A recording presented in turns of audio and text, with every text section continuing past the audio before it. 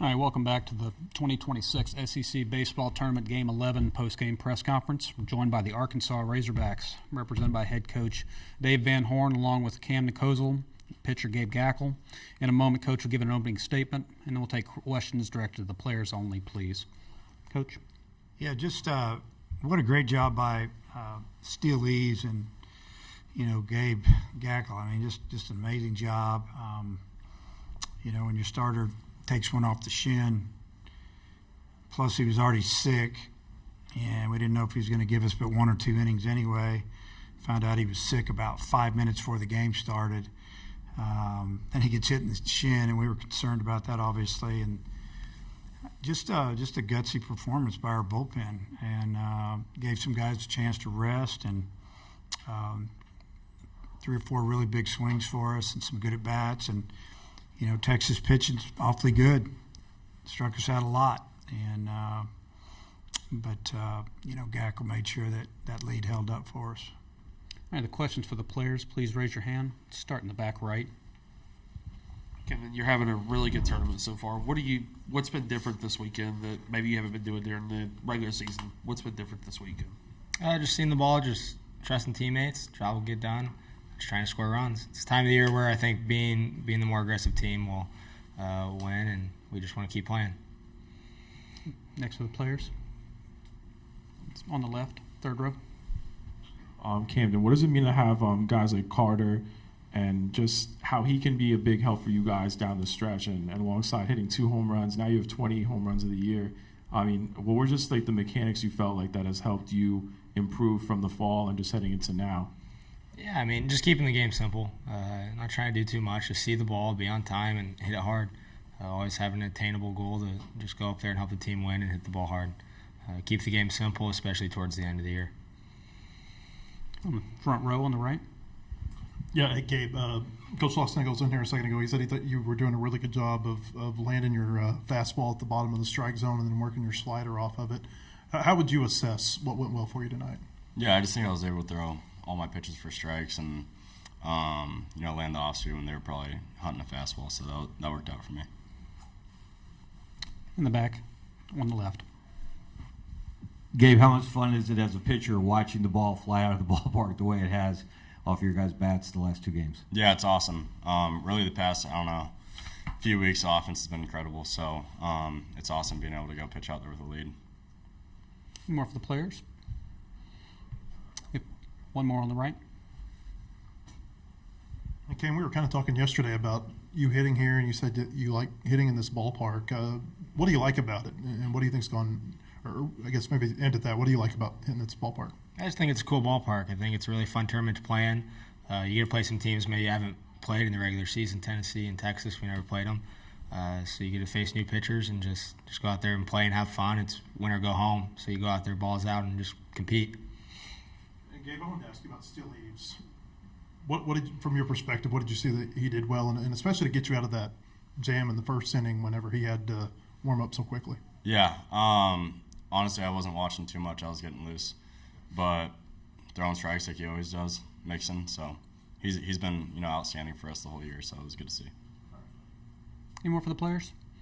If not, Cam and Gabe, thanks for your time tonight. See y'all back tomorrow.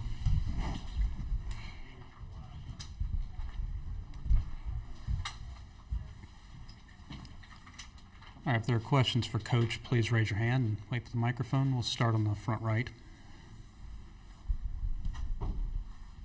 Hey, that home run by Cam, it said it was 449 feet. Have you ever seen a ball hit like that here? No. I don't know if it was coming down when it hit that speaker out there. It was smoked, and it was one of his first hit. You were kind of going, "Wow, is that going to get out of here?" Because it started to hit the ball out dead center here, and it just kept right on going. That was a huge swing for us, especially since we just lost our starting pitcher. The first home run, he stayed behind the ball and it floated out of the park, and then we get the big single that made it a 3-run lead. That was a huge swing too, but that swing, that was a momentum changer right there, in my opinion. On the front row on the left. Dave, I want to ask about Gabe. When it's going well, what's happening, and when it doesn't go as well, what's your view of it? Well, like tonight, that was about as good as it can go, really. I mean, I looked up a couple of times early his first inning, and I'm a little superstitious. I don't want to know how hard they're throwing. But one just kind of jumped out of his hand, so I glanced to the left, and I'm like, oh, my goodness. It said 97. I hadn't seen that this year. And, it was right around the zone, too. It might have been a strike. But, he's a good changeup.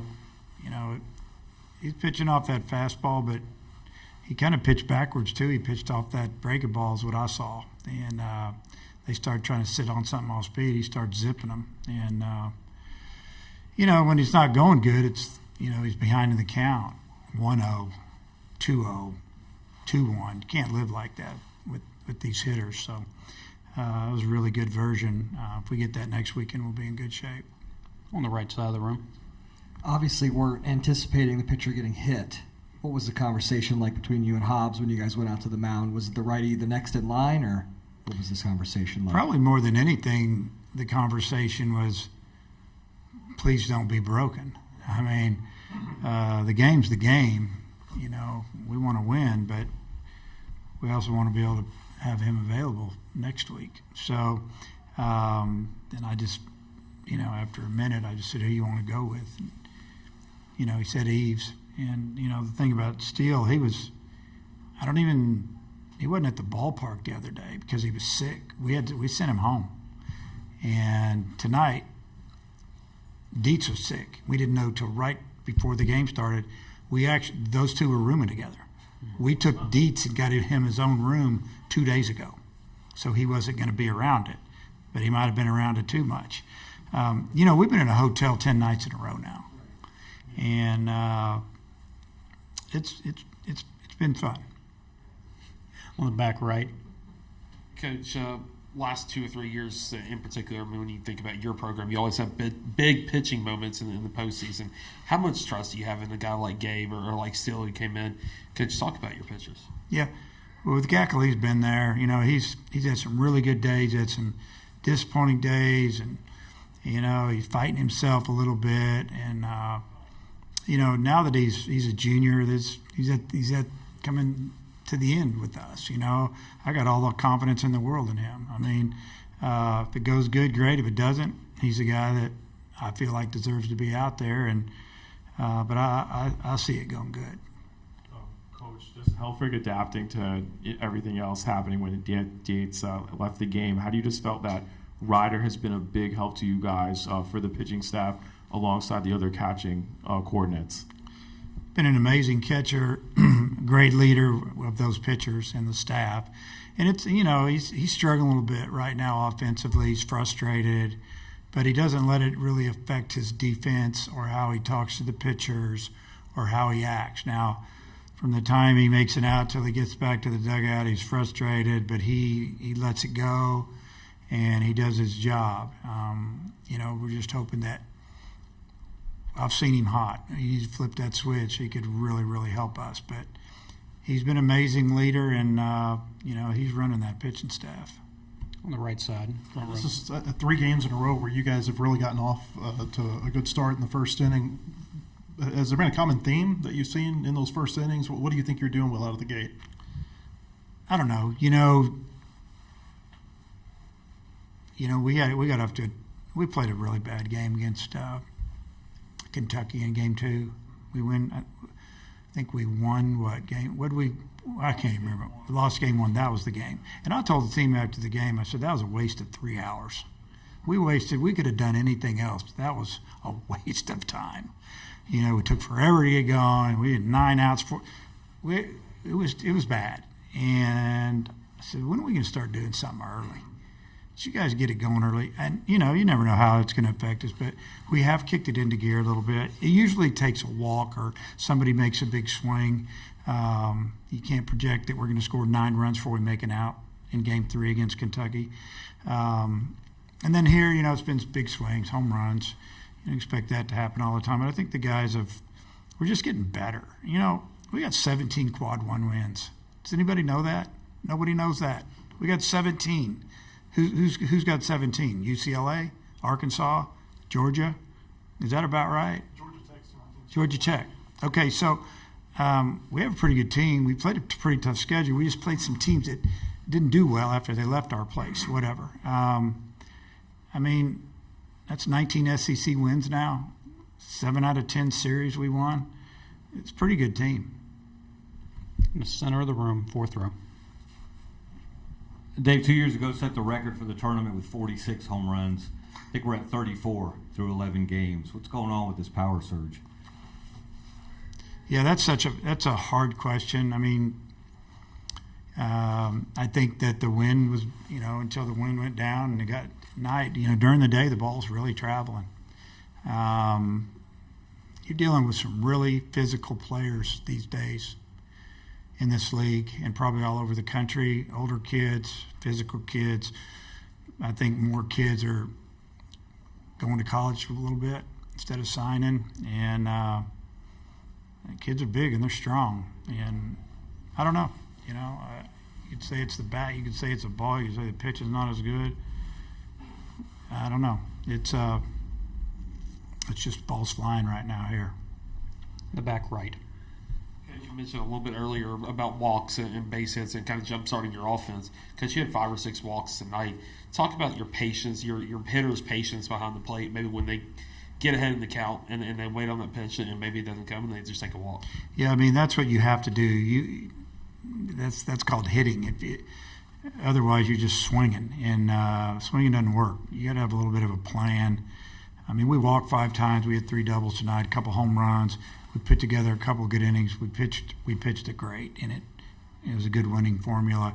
Some nights it's 7 walks. I think we got hit by 3 pitches today too. So, we took advantage of some of that. And but it's different from game to game. You got to be able to win different ways. You got to be able to bunt, hit, run, steal, and we've stole 80-plus bases now this year. We hit 80-plus home runs.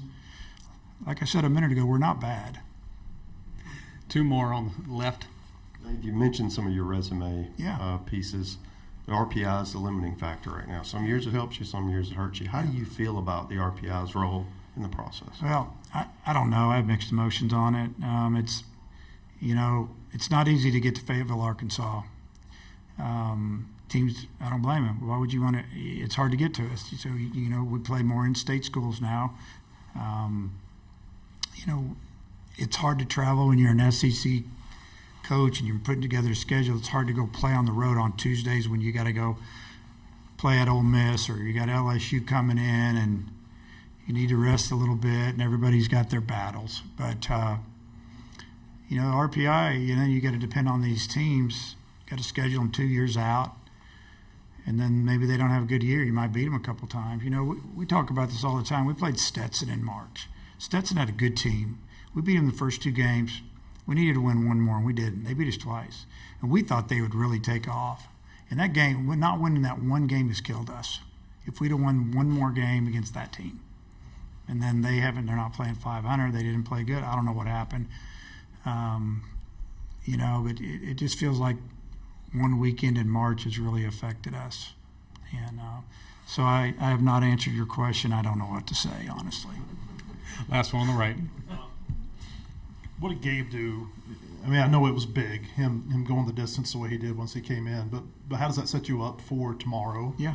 And do you know what you're going to do pitching-wise tomorrow? We don't know where we're starting yet. Now we'll talk to Coach Hobbs, and we'll discuss it. Obviously, if Dietz would have thrown 5 to 6 today and we'd have had that lead, we'd have gone to somebody else, and we would have started Gaeckle tomorrow if we win. But I told Coach, they have a good offense, that we know who's in that bullpen waiting to come in, and if they start making a run, and then, we just decided, let's just pitch. So to answer your question, I'm not sure, but we do have guys that pitched the other day that will now be available. We can piece it together.